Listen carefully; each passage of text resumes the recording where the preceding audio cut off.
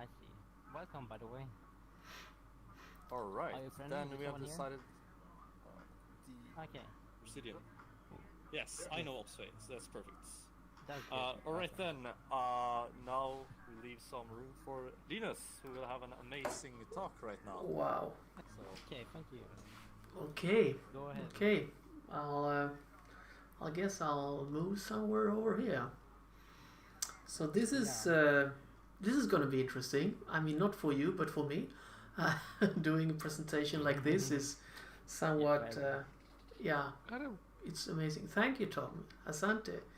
So I I thought I would give a presentation with some background first of all, because I have no idea on what level people are. If someone is like a guru on blockchain here, or if someone hasn't heard what blockchain is at all. So I'll try to do like some kind of background, what it is, and I'll talk a bit about digital currencies and tokens and how these things differs from each other. And finally, I'll try to give some inspiration on what I believe could be like the future of some of these technologies. What kind of possibilities that is.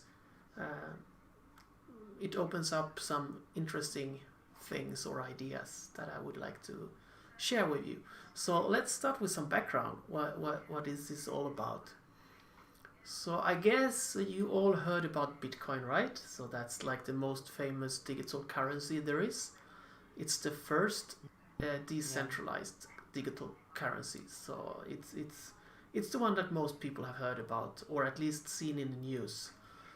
And in the news, you mostly see about the price, that the price has gone very high or it has fallen very low, and that's when media chooses to write about Bitcoin. But the technology behind is more what I'm going to talk about, because there have been digital currencies even before Bitcoin. The thing with those digital currencies has been that they have been centralized. So the control of who has what and who has made what transaction to another person, this has all been in one way or another centralized. It might have been a bit distributed so that it has been synchronized to maybe a few other servers or like a backup, but still we are talking about a few centralized nodes that if you destroy them, you have destroyed everything. And also they have been, I mean, someone has to own those servers, so they have been centralized in the management as well. That means that there has been some kind of company that actually owned those servers, owned those transaction history and balances. So it was easy for example, I think it was something called e-gold once upon a time. I think that was in the USA.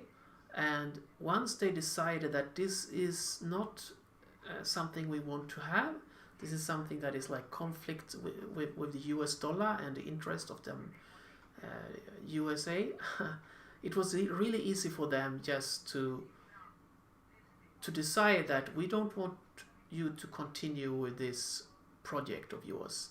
So we are going to close down your company, we are going to close down your servers, and whatever you have done is now gone. And that has been possible to do with any initiative of a digital currency until 2009. So in the end of 2008, after the big financial crisis, there was a guy, or believed to be a guy, who published a white paper, the famous Bitcoin white paper. That's like a document explaining a new technology. He calls it blockchain, and the first use case, or the way to use blockchain, that he explains in this document is called Bitcoin, a peer-to-peer digital cash system. So this document came in the end of 2008, and already in, I think it was January 2009, the first real running version, like a beta version of Bitcoin, was already released. And it's the same blockchain that we have today. The Bitcoin blockchain is the software has been updated many times. They have found bugs, they have solved a lot of security issues, they have added more functionality and so forth. But in short, it's the same blockchain. It's just adding. I'll get more into details of what the blockchain is, but every 10 minutes it's adding the latest transactions that happened in a block. And this is the same blockchain as that started in 2009. So it has been running already for more than 10 years now. More than 12 years actually. We had a 12-year birthday just, I think it was just 2 weeks ago or something. So this Bitcoin technology came from directly after the financial crisis. And without the financial crisis in 2008 and 9, or 7 and 8, it would have probably not been possible to launch anything like this. But at this time people were really annoyed and angry with the banks and the way they handled risk. And I mean, was it Lehman Brothers that went bankrupt as well? I mean, there was a lot of chaos in this time, and people was very unsatisfied with the way banks have handled their money and risk and security. So it was the perfect timing to release a new alternative to the centralized money. And that's where Bitcoin came from. So this document was the beginning of everything, this Bitcoin white paper that explained the technology and explained Bitcoin and blockchain. And from there, during these last 12 years, a lot of stuff has happened, not only with the price and the value of Bitcoin, but also other digital currencies, other similar technologies. You might have heard of Ethereum, for example. Ethereum is it's kind of a expansion on what you can do with Bitcoin, but always when you add new features, you always also add more risk, because there is more code, so there's more places where you might have done a problem or error. So it's not as safe as Bitcoin. It will never be. And the same goes for most of the other altcoins. They are adding some features in some cases, but that means they are also adding some risk, because it might be some issues with the security or with the functionality of the code. So Bitcoin is still today the most safe digital currency there is. Okay, so let me get a little bit into blockchain, just to give you an idea about how this actually works. And please interrupt me and let me know if something doesn't make sense, or if it's totally gibberish. Then I'll try to explain it in another way, or just forget about it. So why Bitcoin is so difficult and blockchain to understand is kind of because we don't usually understand these kind of things. For example, almost no one actually knows how money works in the first place, like traditional money, like US dollar, like Swedish krona, euro, call it whatever you like, but people don't actually know why money has value. And that makes sense, because it doesn't really make sense that money has value. It was a long time ago that you could actually change those bills for real gold. And a lot of people actually believe that, well, but there is all this gold somewhere lying around. So I mean, there is a backup if there is something that is withholding the value of these paper things that we call money. But that's so not true. There is not at all the amount of gold or any other valuable asset that corresponds to all the currency in, for example, Swedish krona or US dollar. Since many years ago, money has been able to be printed out of thin air, out of nothing. Fractional reserve, fractional banking, and so on. I won't go into those things, but in short, money can be produced by governments as they like, more or less. They can be printed in any way the government or the central bank or the banks wants to do it, and that's making it very unstable. In Sweden, we don't have to care much. We don't think about these things because it has been safe for so long time. But if you go to other places in the world, like Venezuela, for example, you'll hear a totally different story about if you can trust the government, if you can trust the banks, if you can trust the local currency. So where I started is that people want to understand Bitcoin. People want to understand or find something that, you know, that they can say like, well, that's not going to work because of this or that. They want to find something that is a problem with Bitcoin. I think that's common. If you look at when the car was new, like the first automobiles was not really accepted like until 100 years later. It took about 100 years from the first car until they were produced in factories and really sold to normal people. And throughout those 100 of years, there was crazy laws that even forced, I think you have heard about what was it, Red Flag Act, so that actually in front of every car, in front of every car you actually had to have a person walk with a red flag warning people that behind me there will be a dangerous vehicle, a dangerous car. So the same goes for many technologies, that when something is new, people are a bit scared, afraid what this is and how it's going to affect them. And the same goes for Bitcoin. The problem is that this technology is way more advanced to understand compared to automobile, a car. It combines cryptography with money and decentralization, and all of these things alone is difficult to understand. So to understand the concept of all of this together becomes really tricky.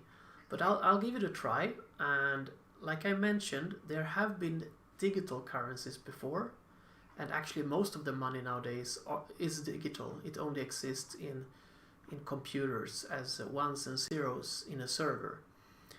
So digital money is nothing new. The big thing is the decentralization that happened with blockchain.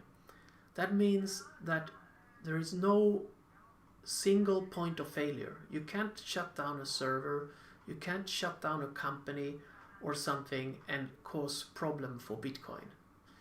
You have to close down all of internet if you want to close down Bitcoin. I sometimes you can see it as I don't know if you know about file sharing programs that existed a long time ago, like Napster, was it one of them?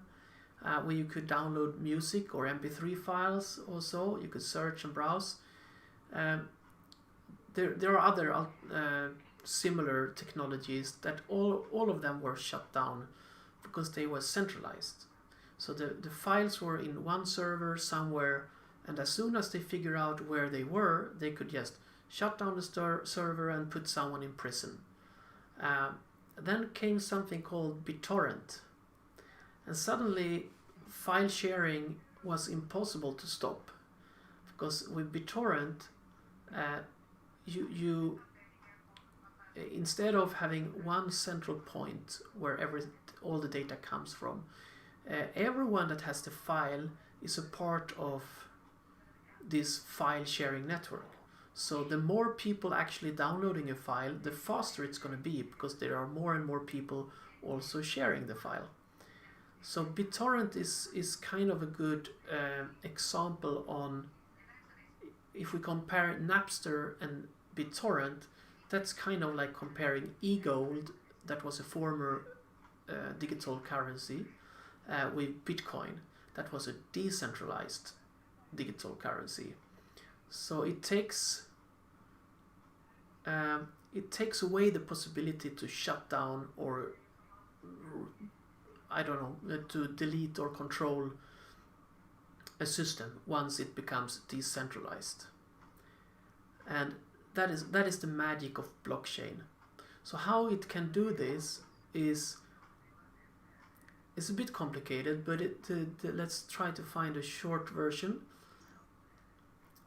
So the problem why this has taken until 2009 to solve this is because how can you prove that you have done a transaction? Let's say for Bitcoin, for example, if I do a transaction to Thomas, how can I prove to Thomas that I didn't do the same transaction to CC?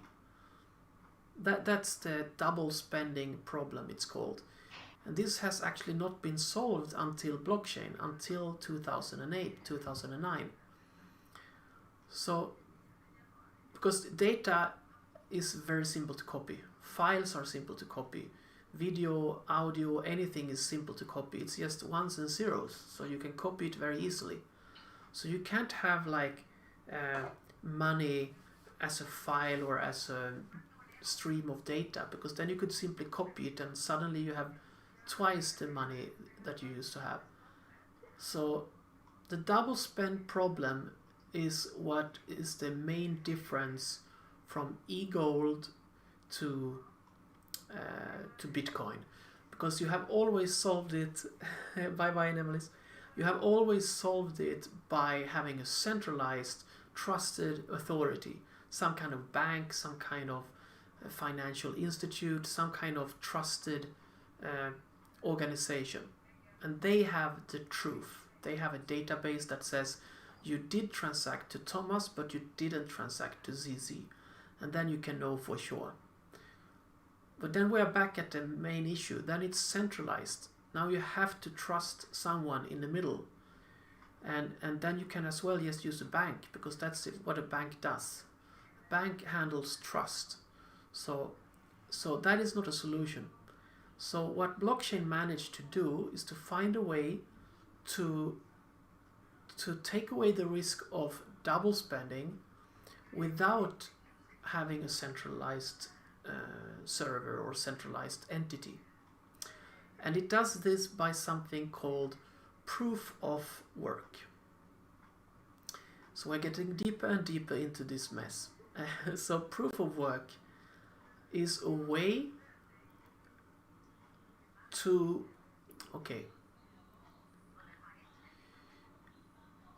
it's a way to present a solution to a mathematical problem that gives everyone equal chance to participate. So wherever you are in the world, whoever you are, if you have a computer, or nowadays of course you need more advanced hardware than a normal computer, but anyone can participate and try to solve these mathematical problems. And the one who solves the mathematical issue or problem first has the right to put out on the network a new block of data, a new block of information of who has done what. So let's reverse this a bit. These transactions, for example, the ones I mentioned, I can do two transactions, one to Thomas and one to CC, with the same balance. I use my Bitcoin 2 times, and that shouldn't be possible, but that's absolutely possible. But then they are in what is called a mempool, so they are just floating around as two possible transactions. I could have done any of those two, and until we have a block, we won't know for sure which one is correct. So before a transaction has entered the blockchain into a block, it's uncertain which of the transactions are correct and which of them are not correct. So these guys who are calculating these mathematical problems are called miners. So these miners, they are fighting each other with as much computing power as possible to find the next mathematical solution to a problem. And the one who is first to find a solution gets to publish a new block. And why do you want to publish a new block? Well, because you have the right to add one transaction to yourself with newly created bitcoins. So this used to be 50 bitcoin in the beginning. So every block you could get 50 bitcoin. Then it was halved. It's halved each 4 years. So it was halved to 25. It was halved again 4 years later to 12.5, and now it has been halved again, and we are now at 6.25 bitcoin in each block. And I don't know if you know the price of bitcoin, but right now it's around, I think, 30,000 US dollar or something like that. So of course 6.25 may not sound as that much, but it's really a lot of money since the price of bitcoin is so high now. So there's people all over the world trying to solve this mathematical problem as quickly as possible, so that they get a chance to publish the next block and get these 6.25 bitcoins.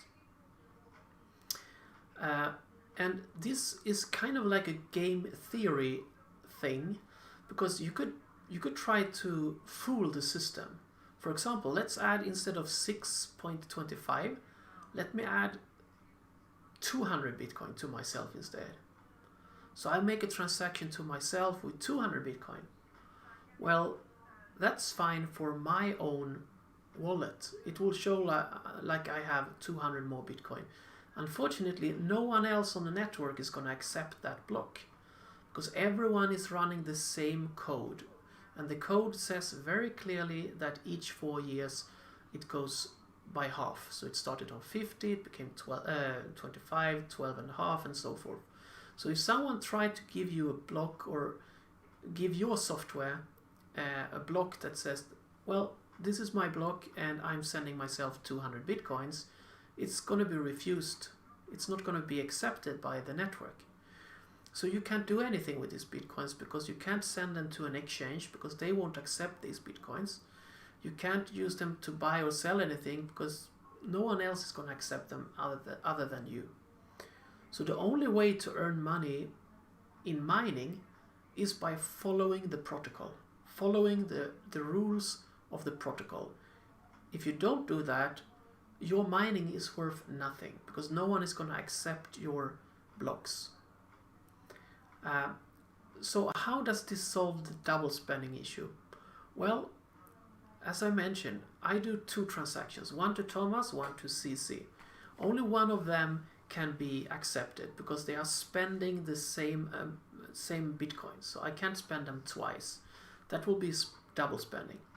So anyone who's mining can choose either to include the transaction to Thomas or the transaction to CC, because any combination of those two would make the whole block unusable. It would not follow the rules of the protocol, and therefore you would not get this 6.25 bitcoin for free. Therefore you spent all this electricity for nothing. So everyone makes sure that in their block that they are producing, they include only one transaction spending each whatever bitcoin there is. So in the mempool there might be duplicates, but as soon as they go into the blockchain, it's only one transaction that can use a balance. So you can't have any double spending anymore. That's why you talk about something called confirmation. So when it's in a mempool where it's just floating around, where it can be duplicates, it's no security, you have no idea if your transaction will end up in the blockchain or not. Then you give it a few minutes, or 10 or 15 minutes, and you find a block That means either your transaction or the other transaction is going to end up on the blockchain, and from there on you know for certain that your transaction is either valid or invalid. And that's how proof of work and mining and double spending all together is solving an issue that has never been solved before. It's kind of amazing it took until 2009 to solve this, but it did, and now this can be used for anything else. So this can be used to handle anything valuable where you don't want to have to trust a third party. Like you don't have to want to trust a centralized authority of some kind. So it's used, for example, IBM has done since long time, big cooperation with Maersk, the transportation company that ships containers all over the world. So they have it's not public blockchain in the same way as Bitcoin, so not anyone can just access this information, but still they are using the benefit of blockchain because they don't have to trust a specific party. So they can be, for example, a shipment that goes through 5 or 10 different companies, and none of them has to have like a higher hierarchy that everyone needs to trust this or that specific company. They are sharing the information. Welcome. And no one has to have like a higher hierarchy. So the data is in the same way put into blocks with proof of work or proof of stake or any other consensus algorithm that is all about agree about what is true and what is not true.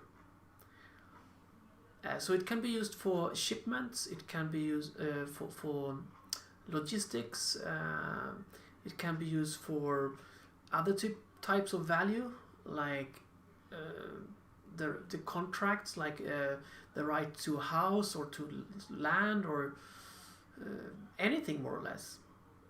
And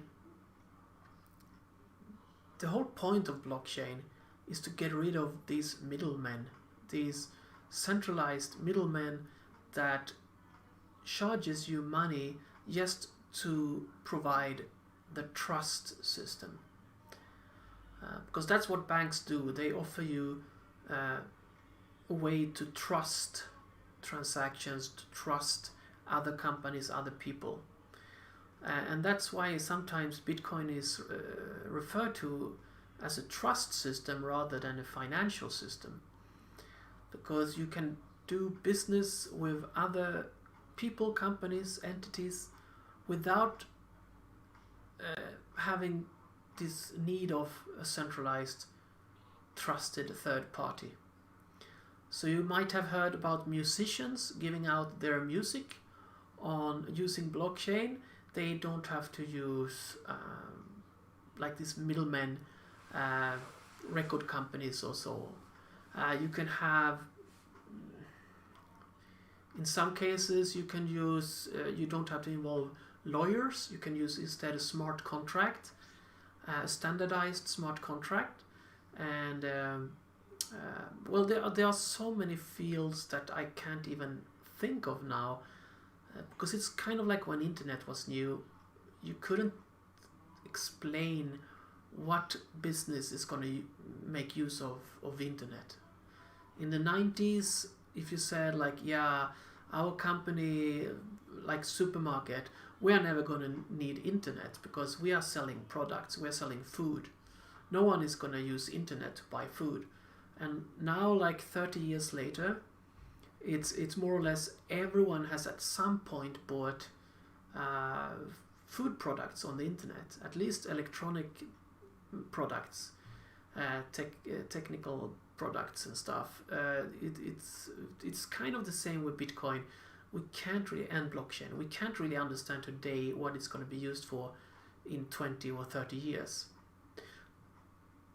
I have no idea how long time I've already spent talking about this, but I'm just going to give you a small taste of what I believe is going to be making huge changes in how we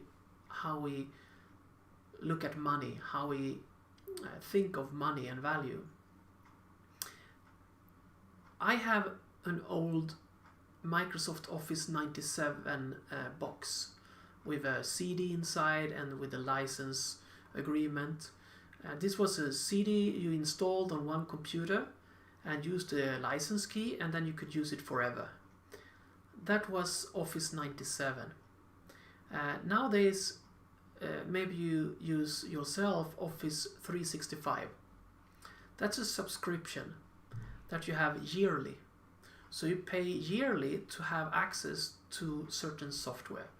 The same software like the Office 97, like Word, Excel, PowerPoint and this stuff, but you get free updates all the time, and you get some other cool new features, but you have to subscribe and pay every year. And then you have like Netflix and Spotify. That is, I guess, monthly, is it? I think you pay monthly. And some games you pay monthly, like you have a subscription, or you have like a battle pass, or what it's called in different games like Fortnite and so on. So that is now on a monthly basis, right? Now I've seen some newspapers, local newspapers, where you can pay just a few Swedish krona and you get access about a week to some content. You can read content or watch a movie or something. Or pay-per-view, you can pay for a specific video or film. Where I'm heading is that Bitcoin and digital currencies enables to split, one Bitcoin can have up to 8 decimals. So we are down to a very, very, very small value on the smallest unit of Bitcoin called a Satoshi. So that's 100 millionth of a Bitcoin. That means we could actually charge that little per second or per millisecond. So if you go into a cinema, maybe in the future you are going to pay for each millisecond you spend in the cinema. If you are working in office, like in Word, and you get a phone call, it's going to stop costing you money to have the license of Word while you are talking in the phone, because you are not typing. So why should you pay for something you are not using? So I think this is going to be more and more common, that instead of paying one time for eternal access to something, instead of paying one time per year, instead of paying one time per month or week, we are going to go to smaller and smaller time pieces, and at the end it's going to be more or less like you have a liquid. It's going to be like you have like these things you can get, some lemonade from. You open it like some thing, and you get lemonade pouring out of this container. That's how I watch, how I think about when we talk about balance and money in the future. You're gonna have like more like a volume of balance, and whatever you do, it's gonna pour out or drop out slowly a little bit of your balance, depending on what you do. If you go to a cinema, it's gonna pour out in a certain speed. If you instead go somewhere to play bowling or some other sport activity, you go watch a concert, you use your computer, use Skype to make international phone call. Whatever you do, things are going to cost money, and it's not going to be something you pay monthly, yearly, or one-time payment. It's going to be each millisecond you do something, it's going to cost you something. And there is other movies and episode of Black Mirror, I think, where they really they have this idea of the future, that even when you take some toothpaste on your to brush your teeth, it's gonna cost you, depending on how long piece of toothpaste you take from it's supplied to you somehow directly through the wall. So you just press a button and you get some toothpaste, and it charges you exactly for how much you use. So maybe we're not going to have like tubes with toothpaste into every apartment. It seems a bit unnecessary, but I think you get the idea that in the future we are going to pay for exactly what we use, nothing else. If I want to read one article, I'm going to pay one price, but if I only read through half of this article, I'm not going to want to pay the full price. I only read half of it, so I'm only going to pay for what I read, or for how long time I spent on the website, or for how long time I spent, I don't know, in a toilet.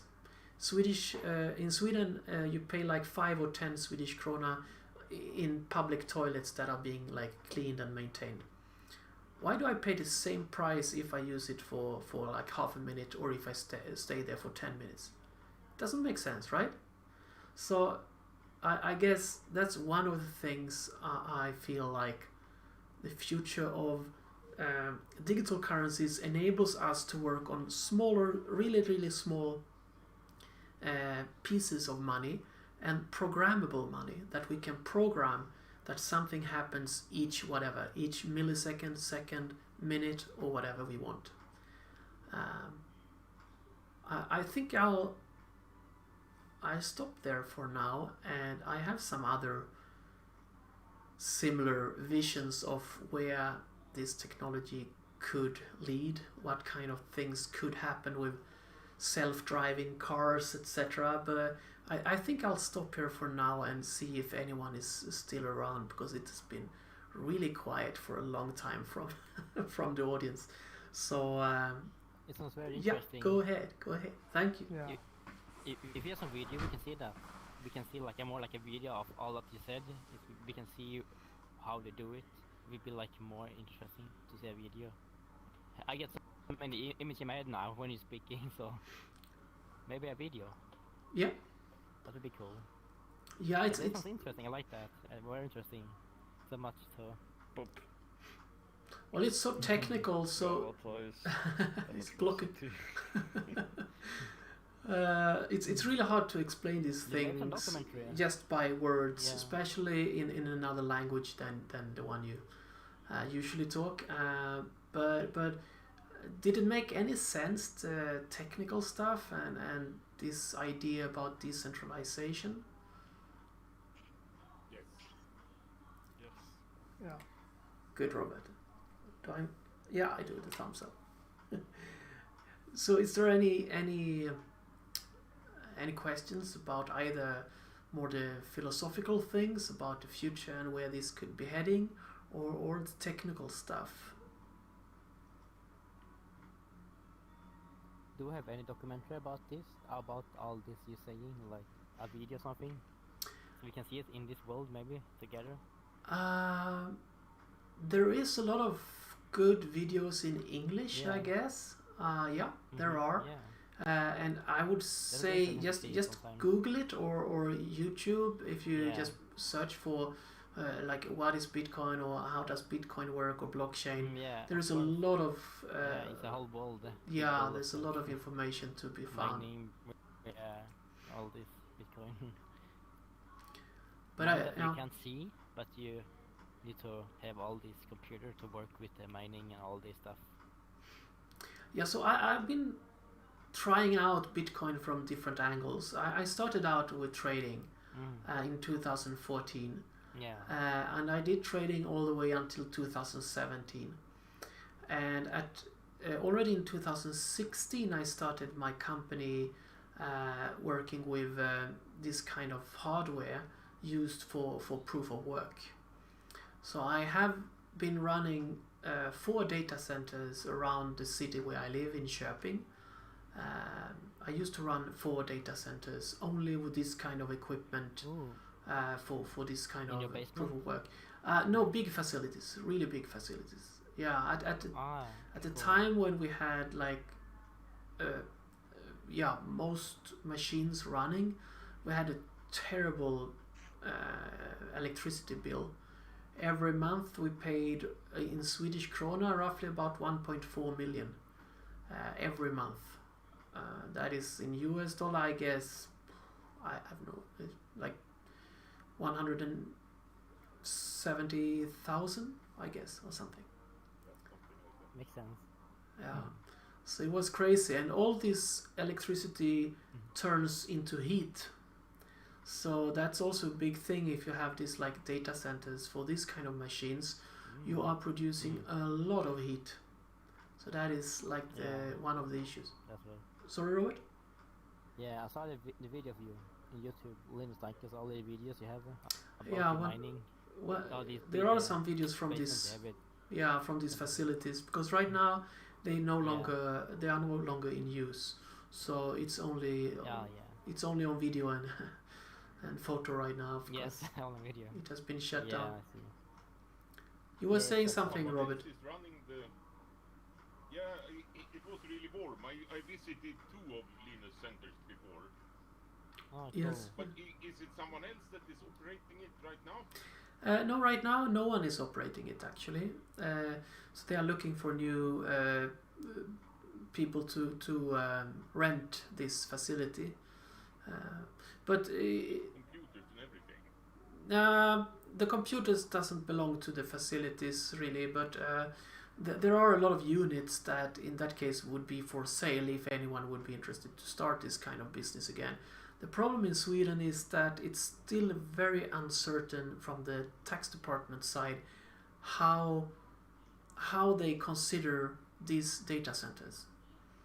Because there is a special law in Sweden that says that data center owners don't have to pay energy taxes. And that has been there for like a few years now. But they are trying to argue, and the other one is VAT, that any company really in Sweden running any kind of data center usually get the VAT back. It's of course allowed to, any company more or less. There is one exception, and that is financial institutes, because banks and so on and insurance companies, they don't get VAT back. And by saying that running these kind of data centers, they want to sound like Bitcoin or other currency is actually produced inside of these machines, and therefore we are running financial production of money, and therefore financial business, financial institutes, and therefore not being allowed to deduct VAT and energy taxes. And that makes it impossible to be in Sweden with this business. No one wants to run this business in Sweden if that's the case. So Sweden has already lost like... I think you just need 2 companies. If I own a data center, Yep. then you can rent my data center to do whatever you like. No, unfortunately not, because they do something called genomlysning, and that means that wherever, in whatever country, whatever company in the end actually using the computing power to do something, like to produce, for example, Bitcoin, or in some mining pool somewhere in the world, they backtrack this regardless of how many steps there are. They are going to backtrack this to the actual facility in Sweden, in this case, where the hardware is running. And they are considered to be running financial businesses, all of them. So we never ever mined anything to the company. It has never happened. The company didn't even have a wallet. So we actually rented out our hash rate. Where is he? I think he went away some time ago. But Thomas has a company in Tanzania called Nova Technology Limited. They were the one that bought our computing power. They were the one who renting our servers. And even though they are in Tanzania and a totally different company, they still considered us running financial business and not data center business. And therefore it's not it's not at the moment possible to run this kind of business in Sweden with profit. So that's kind of sad. If we would do a very simple calculation, Linus, how many computers would I need to heat my house? I would say one. And how would the business look then? Because then I don't need to buy any other heat. Exactly. That's a very good point. That's the only way, kind of, in Sweden to make profit out of one of these machines. And I would say for a normal size house, you need one or two, not more. Okay. Because they are quite. The more powerful ones are like 2-3 kilowatt each. And then you only need one or two for a full house. But it's a really good idea, because in the winter time in Sweden, people are spending money anyway to heat up the house. So why not use a device that actually produces money instead of just using money? Yeah, and find solutions so we can get even warm water from them in the summer. Yeah. I think you know about our plans we had to use the heat from one of these facilities Yeah, I know. for heating homes around the area where we had the facility. But the problem is you get like 40-50 degrees, not more than that. If you get more than that, you get a problem, because the devices don't like that. So you can get maximum like 45-50 degrees. After that, the devices starts feeling bad. And that's not hot enough for many things. Yeah, but within one building, I think that would be enough. Yeah, absolutely. Yeah, direct heating works perfect. Problem is transporting heat. Yeah, but within a house, I think 45 degrees in the radiators would be okay. Maybe. Yeah, I would say in a house you use air without radiators.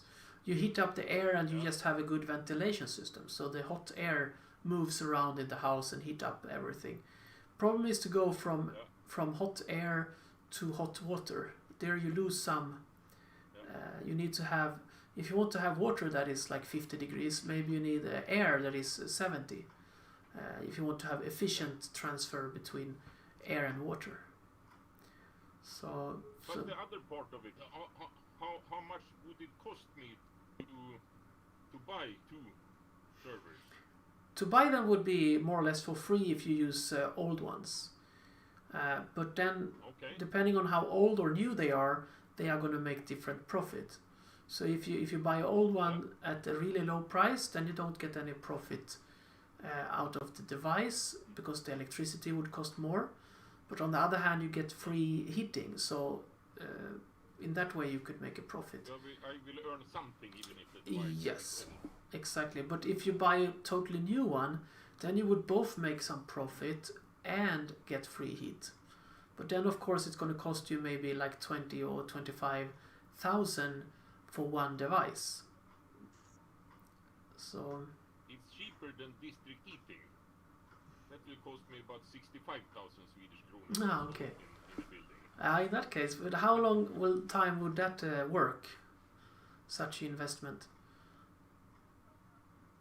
Because a miner only works maybe because the technology goes so fast. So a miner that you bought like 3 years ago, you can't use anymore with profit. If you want to have profit, you can use it maybe for 2 years or so.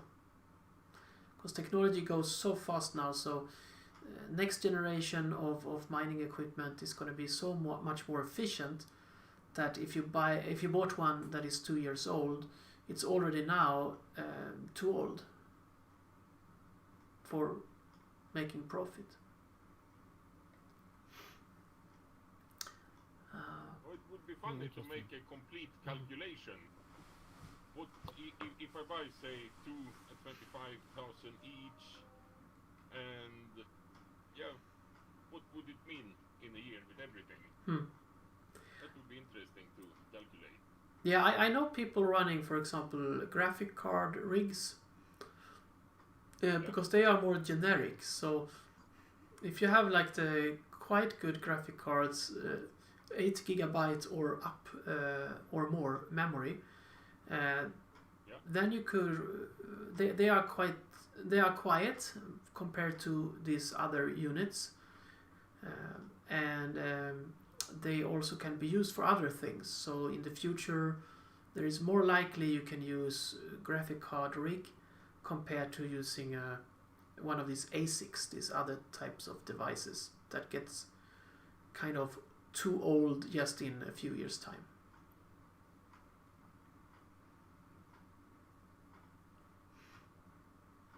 Yeah. For me, it doesn't matter if they are a little bit noisy, because I don't hear what happens in my basement. Yeah. In that case, I would, to try it out, I would use just some. For example, there is one miner called L3 that can mine Litecoin and all other kind of script coins. We didn't talk about the different altcoins, but it's simply copies of Bitcoin with some small modifications. But they have to use other hardware to mine because they have different algorithms. So there is one algorithm called Script, and that is used by Litecoin and hundreds, if not thousands, of other digital currencies. And for that one, it's a very nice miner from a company in China that is called L3 Plus from Bitmain. And this is about 800 watts each, so that is more comfortable